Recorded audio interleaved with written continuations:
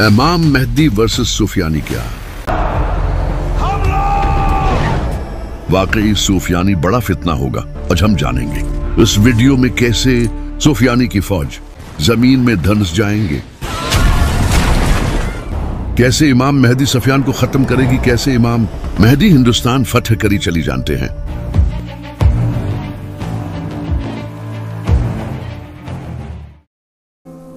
इस्लामी असातीर आखिर ज़मान में दो अहम शख्सियात का जिक्र मिलता है।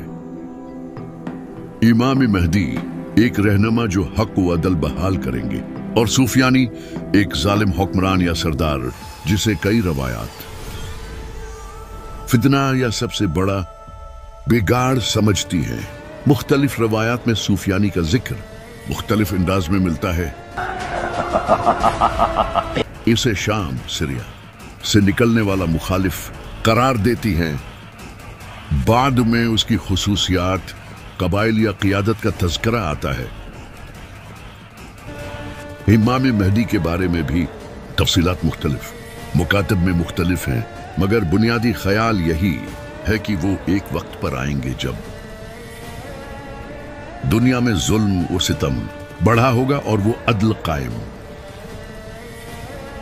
करेंगे। अहले इल्म ने क़ियामत से कबल की अलामात का जिक्र किया है। कुछ बड़े निशानात में से वाबस्ता उस वक्त के हालात ये बताए जाते हैं: जंगे, फसाद, हमला,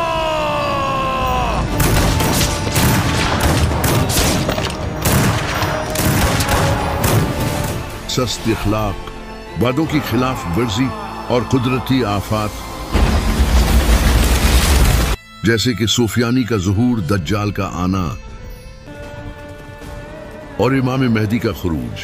याद रखें, सूफियानी की कुछ रवायात में कहा गया है कि वो बदतरीन फितना लाएगा, लोगों को बहकाएगा, खूनरेज़ियां करेगा और बड़ी हलाकतें करेगा। उसके लश्कर इतने जालिम हों कि जमीन पर फसाद मच जाएगा। फिर ये सवाल आता है, कैसे सूफियानी की फौज जमीन में धंसी?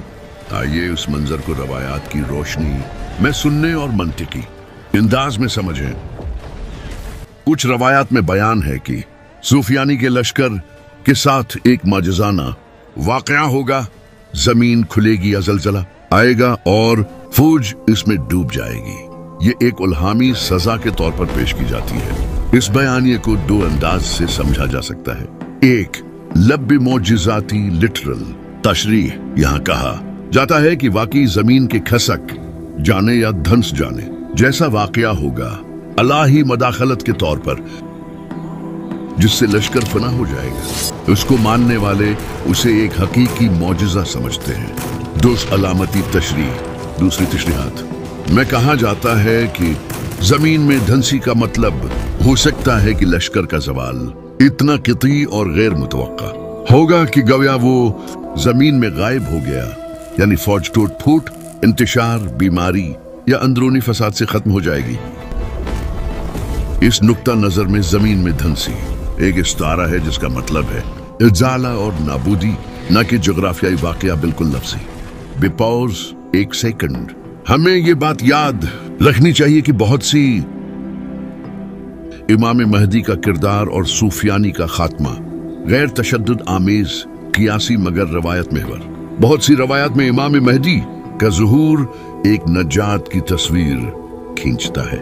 वो अदल कायम करेंगे, सरकशी का खात्मा करेंगे और जालिम कूतों को शिकस्त देंगे। सूफियानी का अंजाम, चाहे ये जमीन में धंसना हो या अंदरूनी इंतशार, यकसर उसी वसीया में इमाम मेहदी की क़ियादत से जुल्म का खात्मा होता है। कुछ इहादीस वो रवायात में मिलता है कि इमाम मेहदी या उनके ज़ेरे क़ियादत मुसलमान ताकतें हिंदुस्तान, दिल्ली या बड़े मुशरिकी इलाकों तक फतह करेंगे। एक तो ये कि फितनों में सब्र, दानिशमंदी और इल्म की जरूरत है, और दूसरा ये कि रिवायात को समझने में तवाज़ुन जरूरी है और इल्म की तशरीहात का मुतालिया अहम है। फ़िरके, सियासत और ताथरबाजी से परहेज करना भी जरूरी है।